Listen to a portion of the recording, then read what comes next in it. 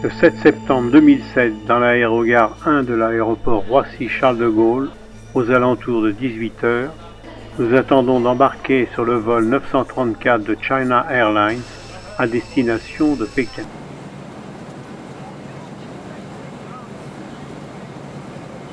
Après 9 heures de vol, nous arrivons à l'aéroport de Pékin, qui est situé à une vingtaine de kilomètres au nord-est du centre-ville. Nous nous installons à l'hôtel Novotel.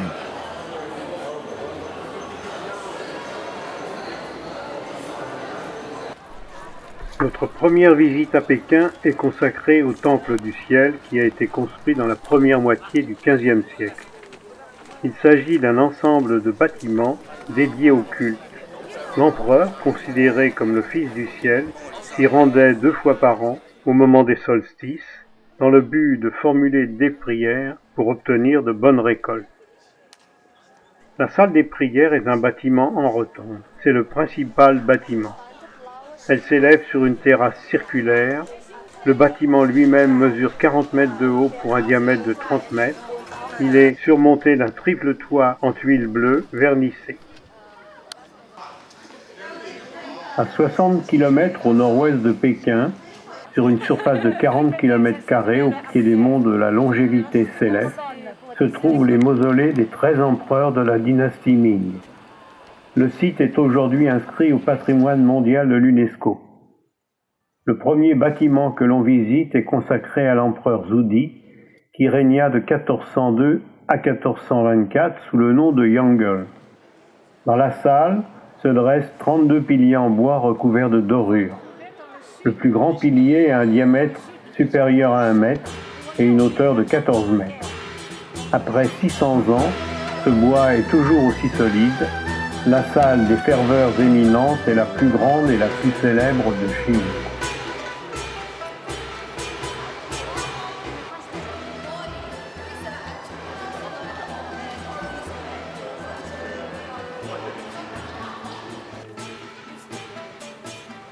Dans la troisième cour se trouve la tour de l'âme qui abrite le tombeau de l'empereur Zhundi et celui de son épouse, l'impératrice Xi.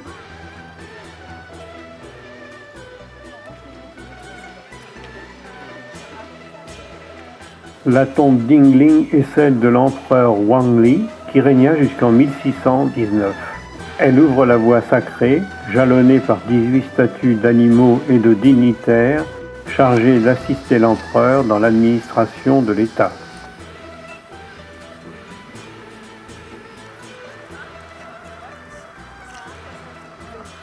Le pavillon Shenggong Shengde clôt l'allée des Ming. Il abrite une statue géante de tortues. Dans la mythologie chinoise, les tortues sont les animaux les plus forts parce qu'ils transportent le monde entier dans leur carapace. De retour au centre-ville de Pékin, nous nous dirigeons vers les Hutong du quartier de Dongshen au nord-est de la cité interdite, près de la tour de la cloche et de la tour du tambour. Hutong est un mot mongol qui signifie « puits ». Il désigne les quartiers populaires construits dans les grandes villes chinoises depuis le XIIIe siècle. La ville de Pékin compte plusieurs milliers de Hutong.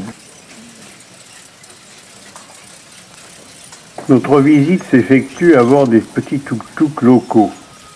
Au passage, une halte dans une maison individuelle dont l'aspect rudimentaire n'a d'égal que le prix faramineux qu'elle est censée valoir. Il est vrai que le charme tout particulier des environs constitue une valeur ajoutée notoire.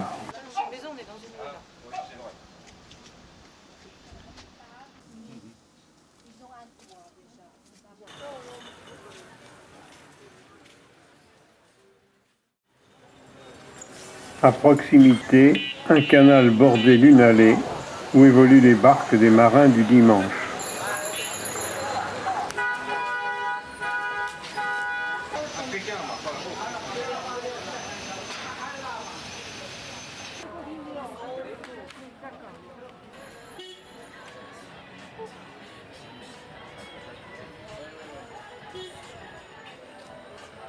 À Pékin, les représentations de l'opéra sont données dans des hôtels et non pas dans un lieu spécifique, La construction de l'Opéra de Pékin sous les plans de l'architecte français Paul Andreu est en cours. Elle sera achevée en 2008, année des Jeux Olympiques. Avant la représentation de ce soir, nous assistons au maquillage des comédiens. Puis nous nous installons dans la salle où les serveurs, dans des évolutions très démonstratives, sont déjà occupés à servir le thé aux clients.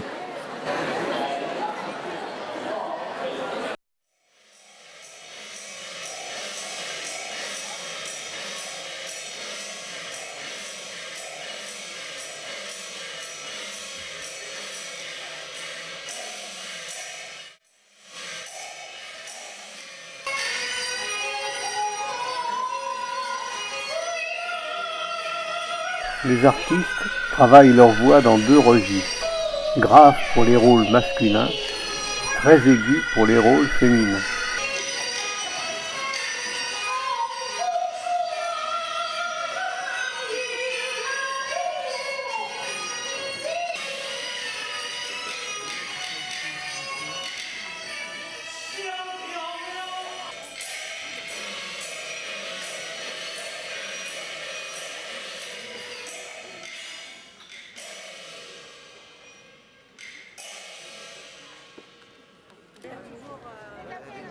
Situé dans le district de Haijian, à 12 km au nord-ouest du centre de Pékin, le palais d'été des empereurs nous accueille.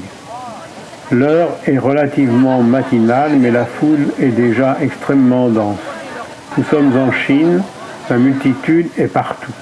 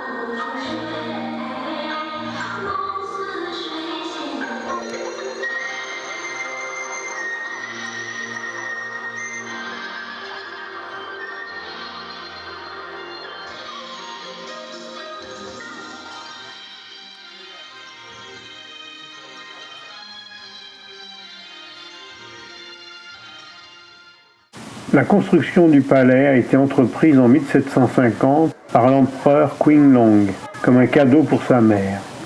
Cette construction s'est étendue sur 15 années. Sur la rive nord du lac Kunming, la galerie longue s'étend sur 728 mètres, depuis la porte de la Lune jusqu'au pavillon Zizang. Les plafonds et les poutres sont peints dans des teintes très colorées qui composent au total plus de 8000 tableaux. La foule s'étend le long du lac et certains observent un arrêt hygiénique selon la coutume des enfants chinois, dotés d'une culotte fendue qui soulage, c'est le cas de le dire, leurs parents de toute intervention. Le palais d'été est principalement dominé par la colline de la Longévité et le lac Kunming. Sa surface est aux 3/4 occupée par le plan d'eau. À l'extrémité de la galerie, le bateau de marbre, restauré en 1893 par l'impératrice Cixi, et où elle avait l'habitude d'admirer les spectacles organisés sur le lac.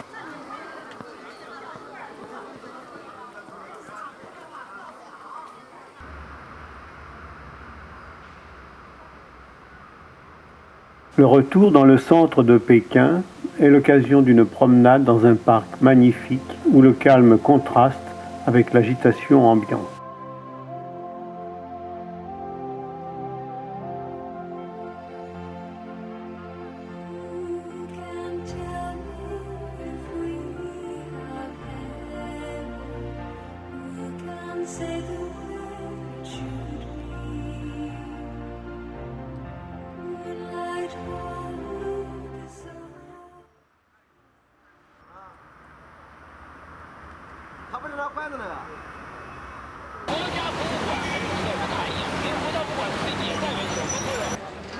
La place Tiananmen, place de la paix céleste. Au milieu de la place Tiananmen, le monument aux héros du peuple est le centre symbolique de la Chine. À proximité, le monument aux révolutions des peuples fait face au grand hall du peuple.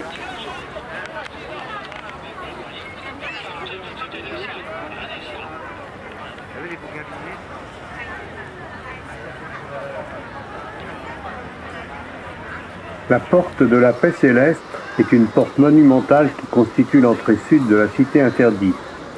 C'est ici qu'en 1911 a été annoncée l'abdication du dernier empereur de la dynastie Qing, Aizin Gyoro Puyi. C'est du haut de la porte céleste que Mao Tse-tung proclama la République populaire de Chine le 11 octobre 1949.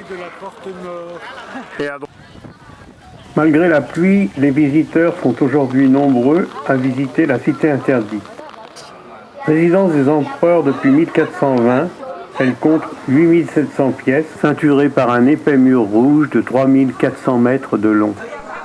Le hall de l'harmonie suprême abrite le trône impérial, il est orné de dragons. Dans la culture chinoise, l'empereur est considéré comme la réincarnation du dragon.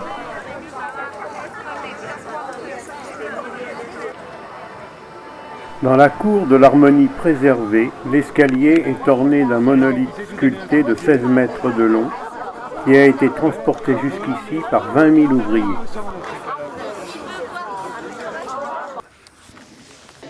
Le musée de la Cité interdite comporte pratiquement 1 million de pièces de toute nature, des peintures, des céramiques, des meubles, des tissus ou des jades comme ceux qu'on admire ici.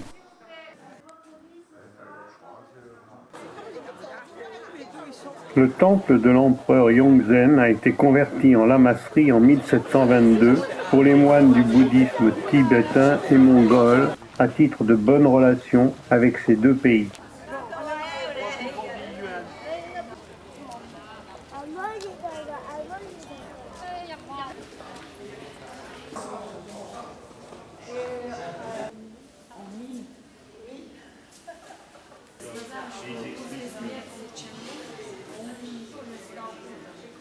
Le temple de Confucius se trouve rue Goïzienne. Confucius vit le jour en 551 avant notre ère. Confucius n'a pas fondé de religion au sens occidental du terme, même si un culte lui a été dédié par la suite. Nous roulons vers le nord en direction de Chengde. Sur notre route, un arrêt s'impose en l'honneur du monument le plus célèbre du pays, la Grande Muraille. La section que nous allons voir, située en altitude, est atteinte par téléphérique.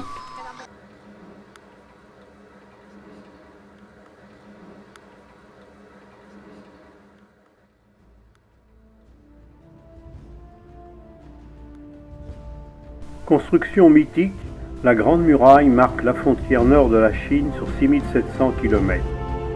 Son édification a été entreprise au 5e siècle avant Jésus-Christ pour s'achever au XVIe siècle. Elle a pour but d'empêcher les armées turques et mongoles d'envahir le pays. Sa hauteur varie entre 5 et 17 mètres, elle est ponctuée de tours de guet. Environ 10 millions d'ouvriers ont succombé pendant les travaux. Selon le proverbe, personne n'est un héros tant qu'il n'a pas marché sur la Grande Muraille.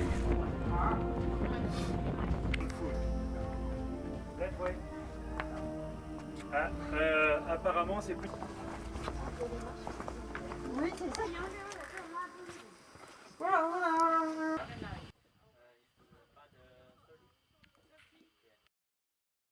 À 200 km au nord de Pékin, la route mène à Chengde, résidence d'été des empereurs Ming.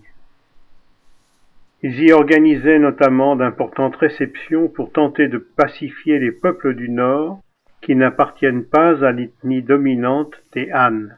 La construction du palais de Chengde a été entreprise en 1704 par l'empereur Xingdi. Il s'étend sur 540 hectares et comporte de nombreux lacs et des pavillons. Elle est où notre guide?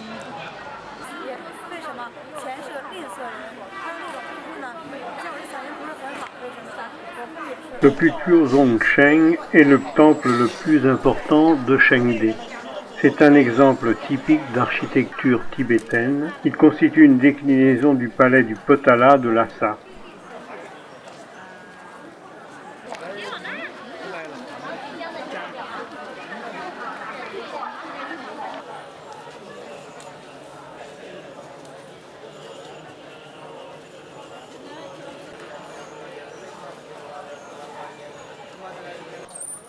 La progression à pied se fait vers le haut par des escaliers aux marches resserrées.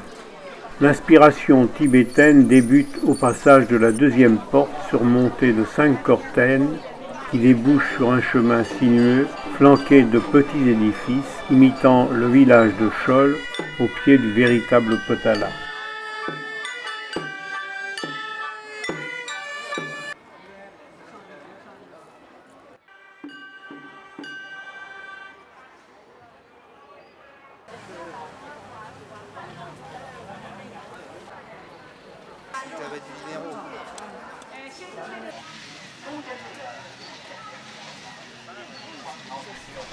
Une fois franchi un triple portique, la réplique du Potala devient assez convaincante. On voit sur une haute terrasse en pierre appareillée les fameuses façades accolées au palais blanc et au palais rouge du Potala.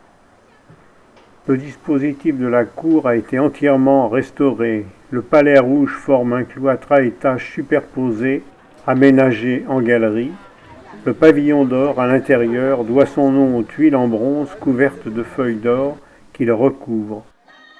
On voit parfaitement en débouchant sur le toit terrasse des galeries superposées. C'est le plus beau point de vue de Chengde, or scintillant dans la lumière dans un cadre de montagne, avec au côté sud la ligne sinueuse de l'enceinte du parc impérial.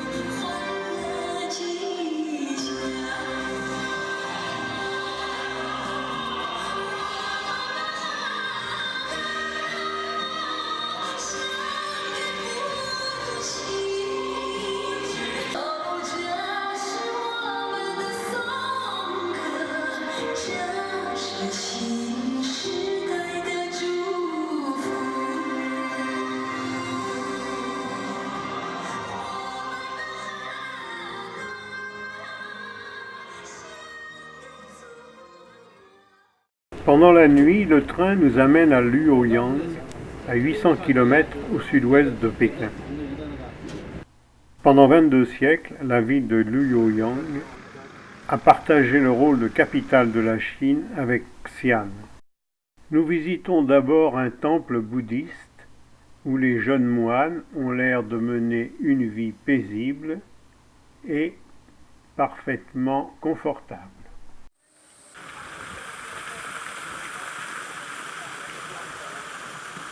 Ce qui marque aujourd'hui la région de Luoyang, ce sont les cavernes sculptées sur les rives du fleuve Jaune, à Longmen. Elles abritent plus de 100 000 images sculptées du Bouddha. La plupart de ces sculptures ont été réalisées au VIe et au VIIe siècle.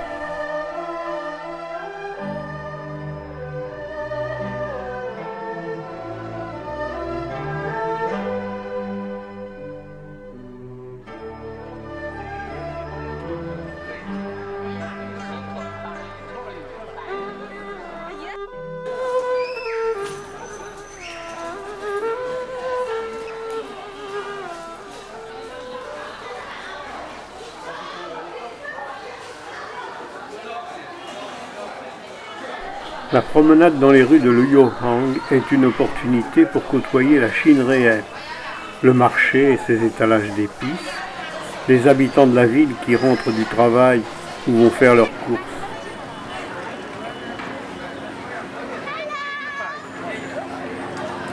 Les joueurs. Il faut savoir que le jeu est la passion nationale des Chinois.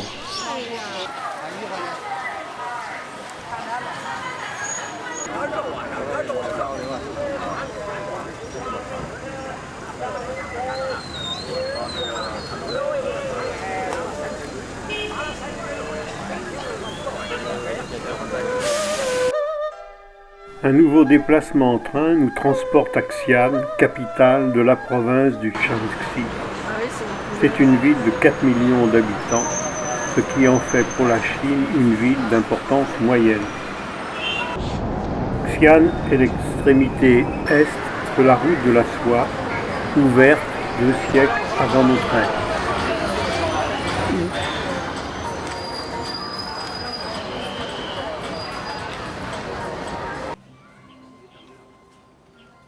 En fin de journée, nous nous rendons dans un autre monastère bouddhique et notre attention est en particulier attirée sur une série de mâts en pierre dont l'usage initial était d'attacher les chevaux.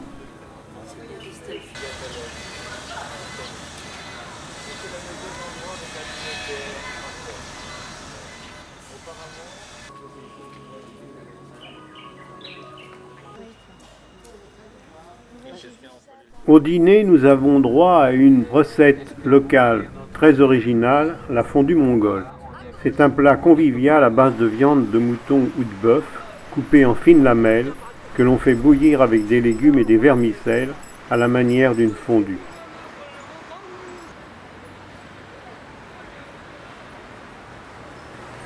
De retour dans le centre-ville, nous assistons devant notre hôtel à une manifestation de rue très sympathique.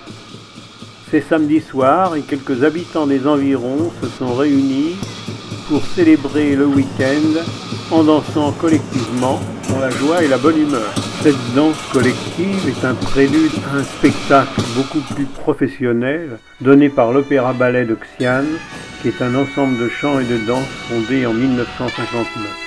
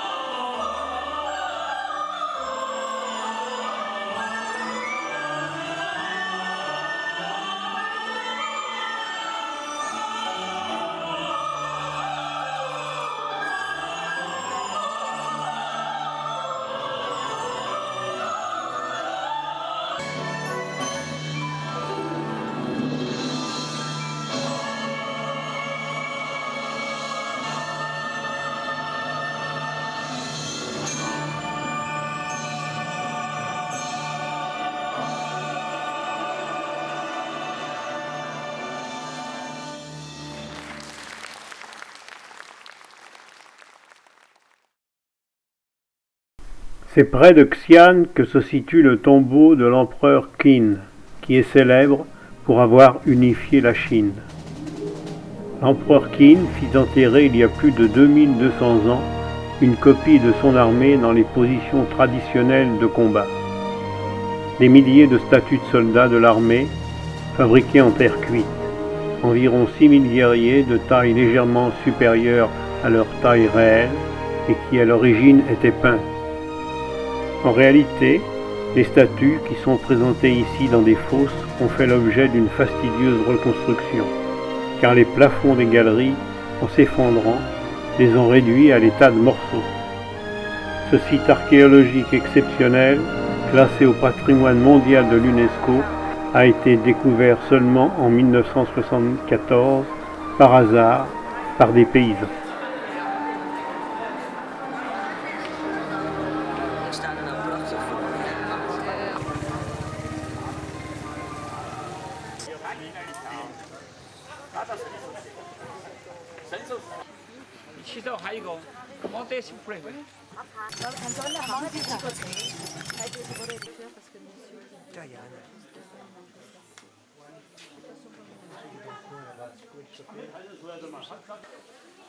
Dans le district de Dazu se trouve une quarantaine de sites de sculptures rupestres qui rassemblent plus de 50 000 statues de Bouddha taillées entre le 7e et le 13e siècle.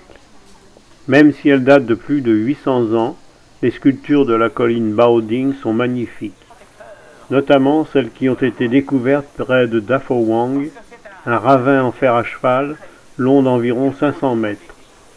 Elles sont alignées sur les falaises ou à l'intérieur des grottes. La statue du Bouddha Sakyamuni, fondateur du bouddhisme, est flanquée de plus de 20 statues comprenant le Bouddha de la sagesse et de la compassion universelle.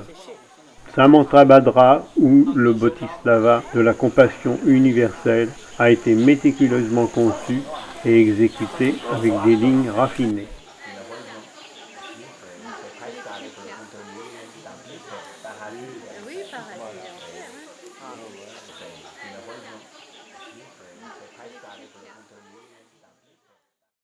Le nom de Chongqing évoque le titre du roman écrit en 1954 par Han Swin, Destination Chongqing. La ville est située sur le fleuve Yangtze. C'est à Chongqing que nous embarquons pour une croisière de 3 jours sur le fleuve, au terme de laquelle nous atteindrons Ilishang, situé à vol d'oiseau à 460 km de notre point de départ.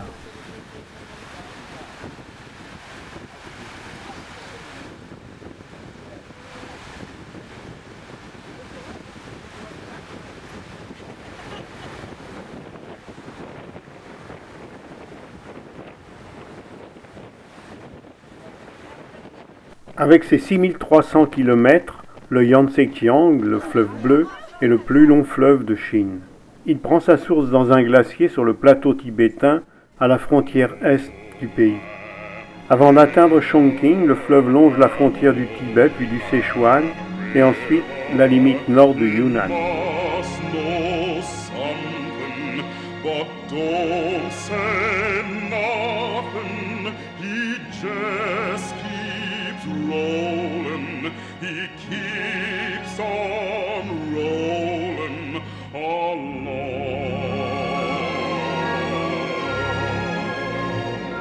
L'industrialisation du fleuve connaît actuellement un vif essor. Le charbon est la ressource énergétique fondamentale de la Chine. Elle représente 68% du bilan énergétique du pays qui en produit 2 milliards de tonnes par an.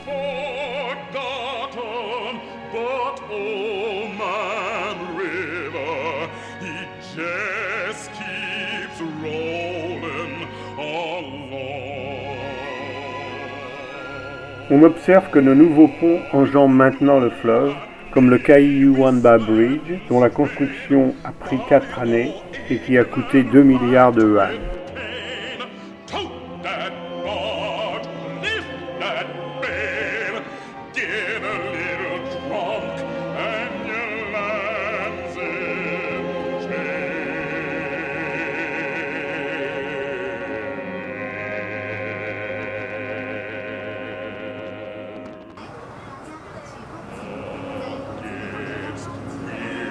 À 530 km de Chongqing, nous faisons un arrêt à Badong, entre les gorges du Wu et de Xining, pour emprunter un petit ferry qui nous transporte sur la rivière Shenong, dont les rives offrent un paysage magnifique de pentes escarpées, noyées de verdure.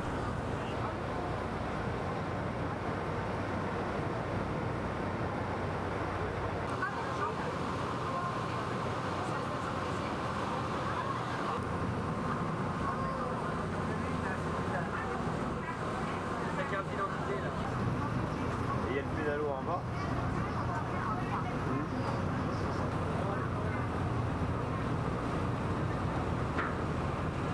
Ah, très bien.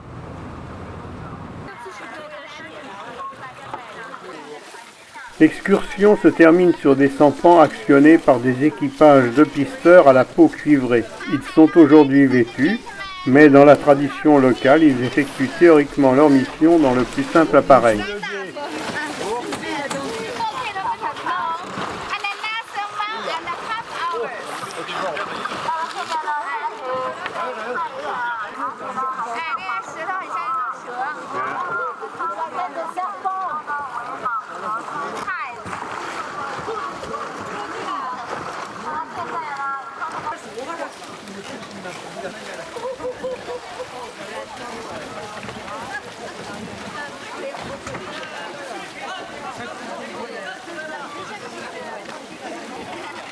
Ils sont en train de nous coincer nos avions. Je te filme dans le danger. Je te dis pas.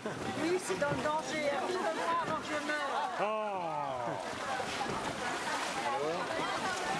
About 20 years ago, our boatman tracking was naked. Tracking was naked for the tourism. And now,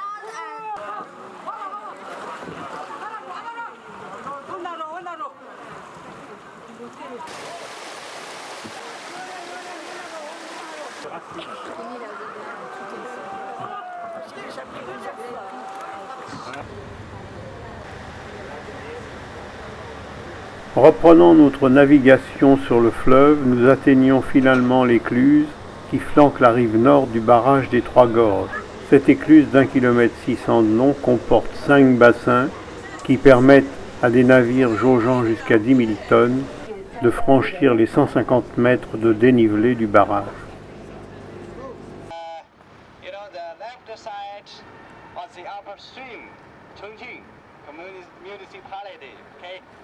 Your 3-quarter journey, actually in the reservoir area, upper stream, okay?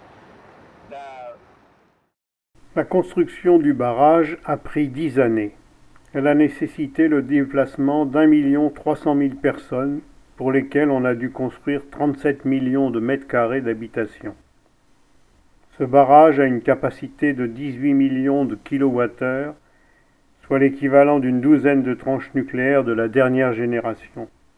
Il produit 10% de la consommation totale d'électricité de la Chine.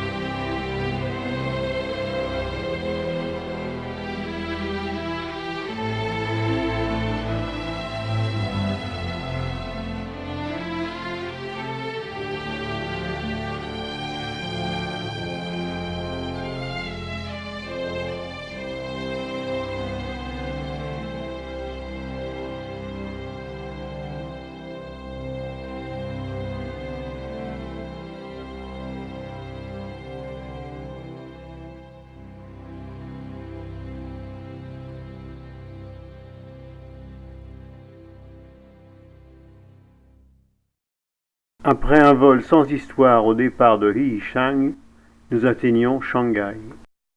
Le musée de l'urbanisme illustre l'explosion démesurée de la ville, sous l'impulsion en particulier de l'exposition universelle qui doit se tenir ici en 2010. Il y aura actuellement 5000 tours, dont 120 gratte-ciel de plus chaque année et 20 000 chantiers permanents.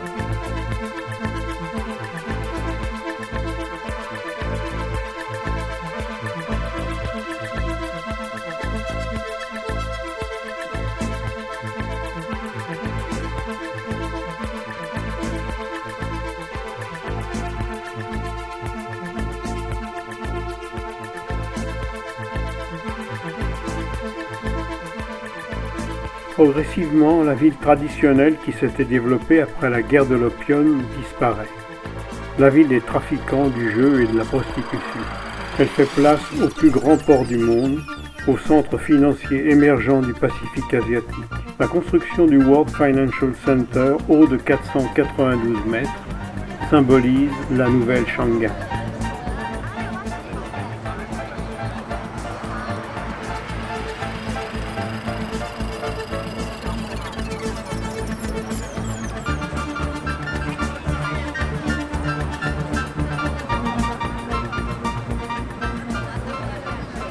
À Shanghai, le mode de vie est de plus en plus proche des standards occidentaux.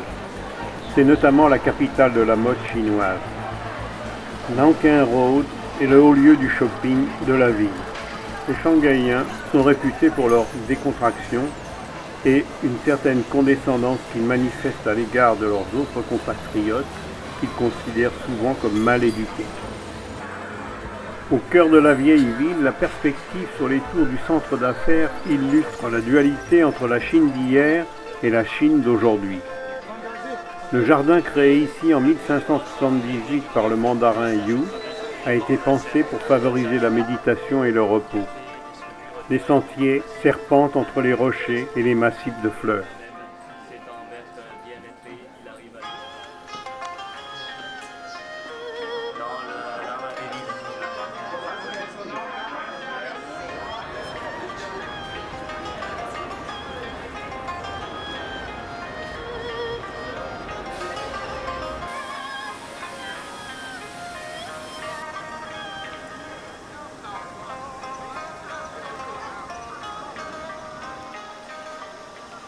Situé sur la place du Peuple, le musée de Shanghai abrite dans sa structure circulaire 5 étages d'exposition consacrés au bronze, aux céramiques, aux meubles, aux sculptures, ainsi qu'aux arts et aux costumes des minorités ethniques.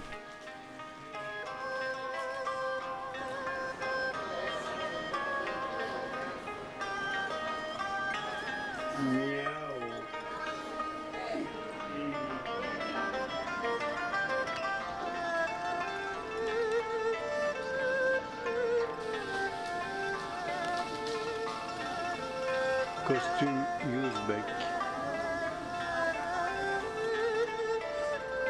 Manchu dynastie. La troupe des acrobates de Shanghai est célèbre à travers le monde. Ils défient les lois de la gravité ou exécutent des numéros qui coupent le souffle pour l'énergie qu'ils mettent en œuvre ou l'habileté dont ils témoignent.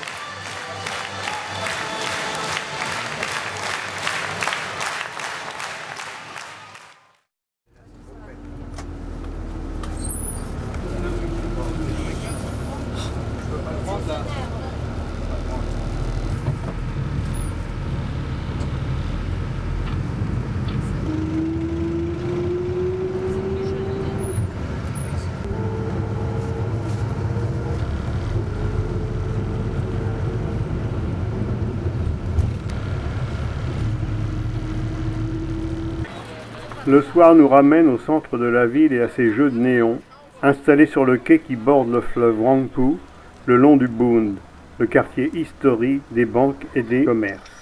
Sur l'autre rive, à l'est, le nouveau quartier d'affaires, le Pudong, rassemblé autour de l'immeuble de la télévision, la tour de la Perle d'Orient en forme de sphère.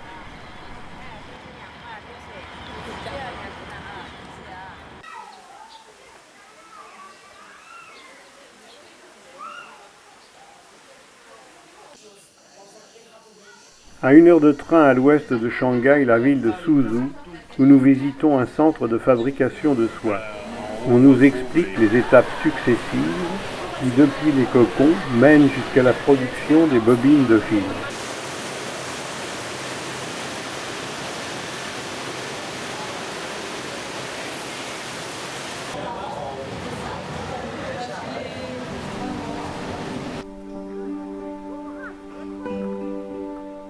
Le plus pittoresque dans la région de Suzhou, c'est la cité lacustre de Tongli et ses canaux, bordés de maisons construites dans le style des dynasties Ming et Qing.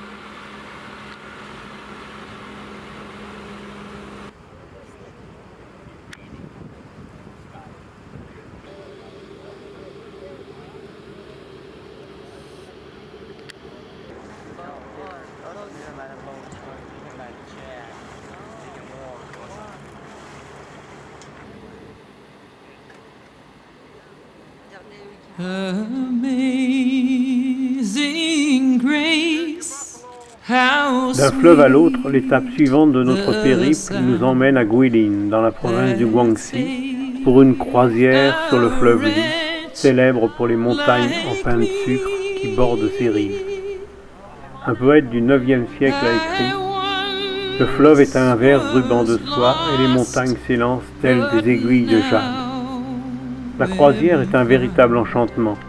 Le long des rives, nous avons droit pendant 80 km à des scènes d'une autre époque. Des pêcheurs juchés sur des radeaux en bambou pratiquent encore la pêche au cormoran, tandis que notre bateau longe les montagnes de quartz au sommet arrondi ou ébréché, recouvert d'une fine végétation verdoyante. Des buffles d'eau s'ébrouent dans le fleuve, patrouillent sur les berges.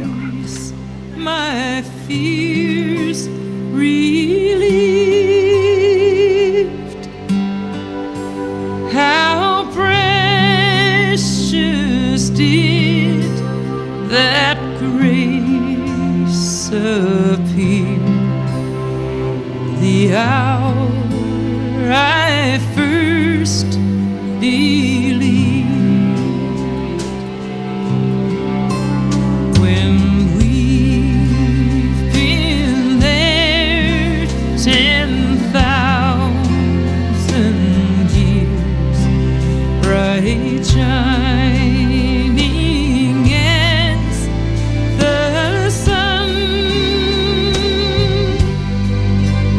We've no less days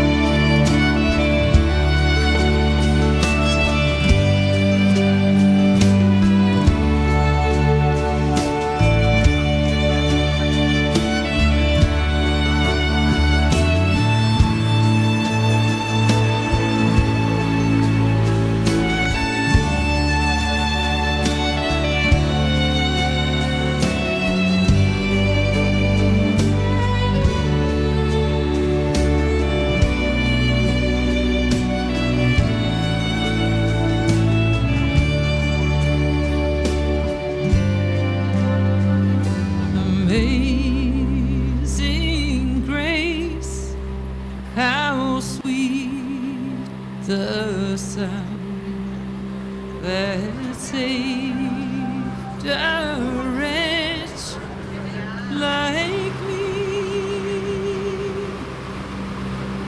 I once was lost, but now I'm found. Notre aventure se termine à Yangsu-ho, qui est célèbre pour ses paysages de montagne et aussi pour sa rue commerçante qui traverse la plus grande partie de la ville.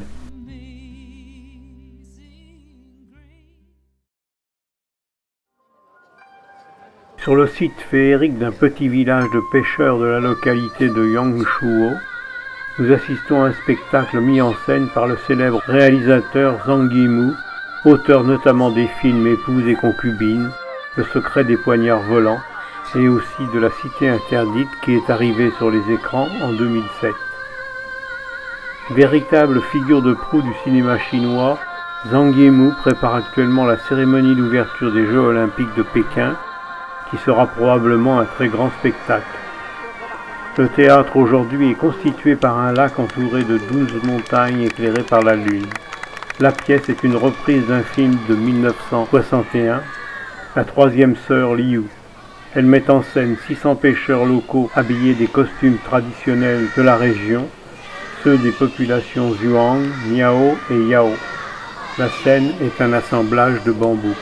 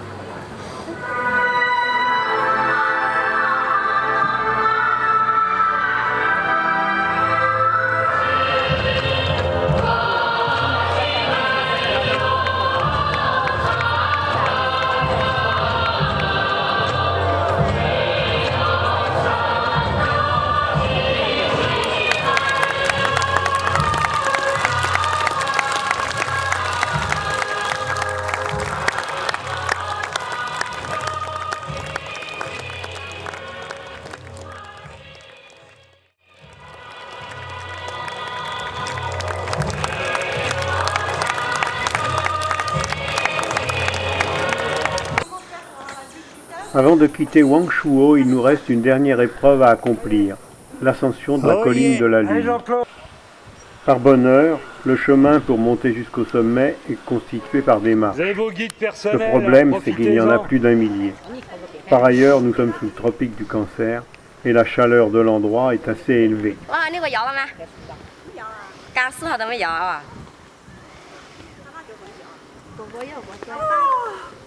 Je ferai pas ça tous les jours. Mais si, mais si. Merci, merci. Non. Bien organisés pour accueillir les touristes, les habitantes de la région nous fournissent, moyennant une contribution modeste, une ventilation appréciée à sa juste valeur. Arrivés au sommet de la colline, nous admirons le panorama sur la rivière Jingbao, tandis que de jeunes alpinistes escaladent le rocher. Oh, fier de moi. เตรียมหมอจะบุกไปกิน Hello. คือหมอจะคือเขาฮัลโหลคือหมอจะลูกอะค่อยๆ穷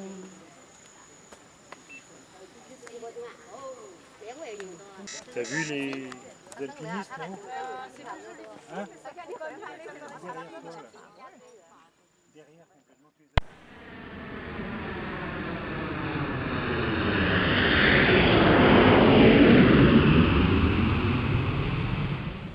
Pour rejoindre Hong Kong, dernière étape de notre périple, nous quittons le territoire de la Chine traditionnelle que les Chinois de la diaspora appellent Mainland China. Depuis les hauteurs du pic Victoria, on a une vue imprenable sur tous les gratte-ciel qui jalonnent l'île de Hong Kong, ainsi que sur Kowloon de l'autre côté de la baie.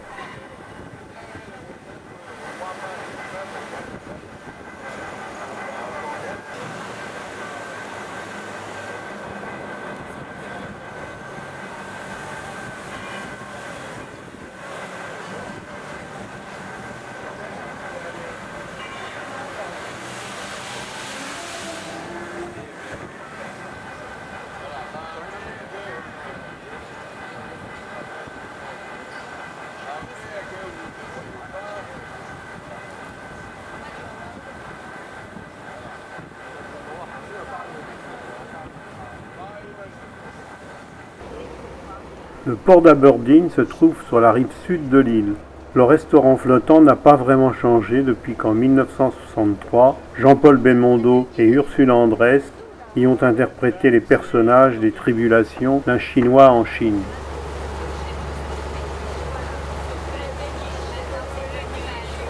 Abri naturel contre les typhons, le port d'Aberdeen est un véritable village flottant de jonques et de sampans. Depuis des siècles, les tankas vivent sur leurs bateaux et vendent le produit de leur pêche aux passants sur le quai. Ils proposent également aux touristes leurs services pour leur faire découvrir leur village sur l'eau. Forêt de petits bateaux bordés d'immeubles de grande hauteur, le port d'Aberdeen offre une image insolite de Hong Kong.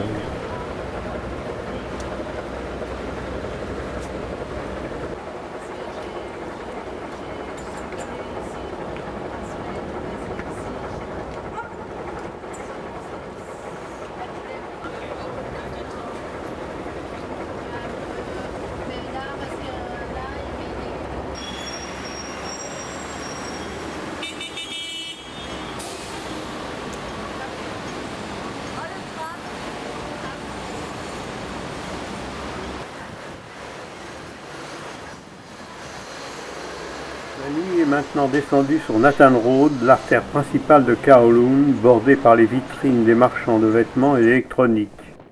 Nous empruntons le Star Ferry pour nous rendre une dernière fois sur l'île avant de quitter la ville.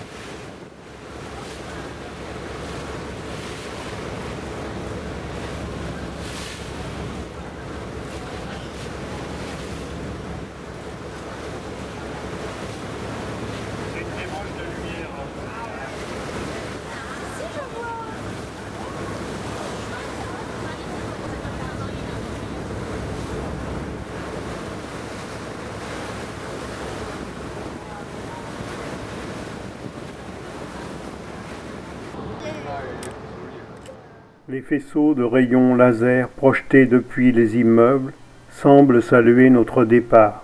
Ce soir, nous embarquerons sur le vol 263 de Cathay Pacific à destination de la France.